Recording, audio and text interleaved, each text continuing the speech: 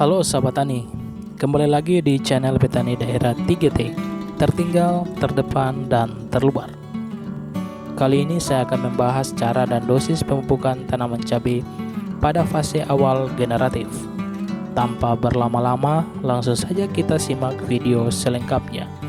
Jangan di skip dan jangan lupa jempolnya biar sahabat tani mendapatkan informasi yang berguna bagi kelangsungan tanaman cabai kita.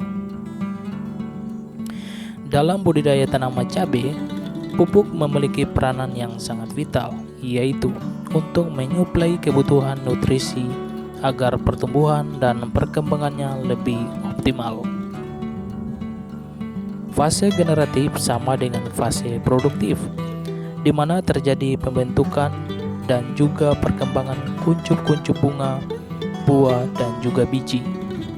Proses penting yang berlangsung pada saat tanaman berada pada fase generatif meliputi pembuahan sel, pendewasaan jaringan, penebalan serabut, serta pembentukan hormon untuk pembentukan bunga. Sahabat tani, ini adalah kondisi tanaman cabai saya yang berusia 45 HST dengan varietas dari cabai Maroyum Plus. Terlihat sudah ada pembentukan bunga pada cabang-cabang Y. Ini menandakan bahwa tanaman cabai kita telah memasuki fase generatif. Itu berarti unsur fosfat dan kalium yang tinggi sangat dibutuhkan pada fase ini.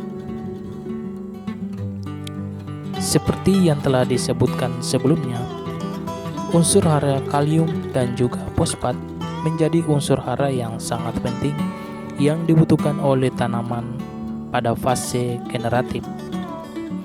Pupuk dengan unsur kalium dan fosfat seperti pada pupuk MKP atau monokalium fosfat dan KNO3 putih ini dapat membantu tanaman untuk menghasilkan buah dengan kualitas unggulan, seperti bisa menjadikan buah berkurang lebih besar, berat, dan juga lebih manis. Pengaplikasian pupuk NKP dan KNO3 putih sangat tepat pada saat tanaman berada dalam fase pembungaan.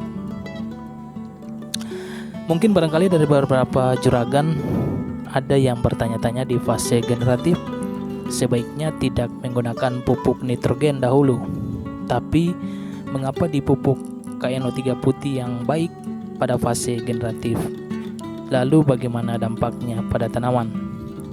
Gini, meski sama-sama mengandung unsur kalium yang tinggi, ada kandungan unsur hara lain yang berbeda. Pupuk MKP merupakan pupuk kalium fosfat, di mana ada kandungan fosfatnya. Sementara KNO3 putih selain mengandung kalium, ada juga kandungan nitrogen. Nah, ini yang perlu kita perhatikan. Memang katanya sama-sama bagus untuk fase generatif, tapi bedanya jika pupuk MKP dipakai saat perangsangan bunga atau sampai pentil buah muncul. Pada saat seperti inilah tanaman membutuhkan pupuk fosfat. Sementara KNO3 putih dipakai setelah pentil buah muncul hingga besar menuju pematangan atau panen. Karena untuk membuat buah tanaman besar, tanaman tetap butuh nitrogen yang juga andil dalam pembentukan karbohidrat selama proses fotosintesis.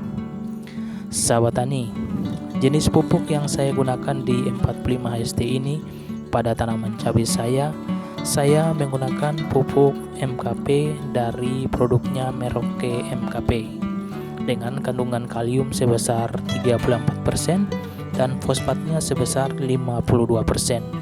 Ditambah dengan pupuk KNO3 putih dari Paktani dengan kandungan kalium sebesar 45% dan nitrogen sebesar 13%. Untuk dosis penggunaan pupuk KNO3 putih saya gunakan sebanyak 3 sendok makan.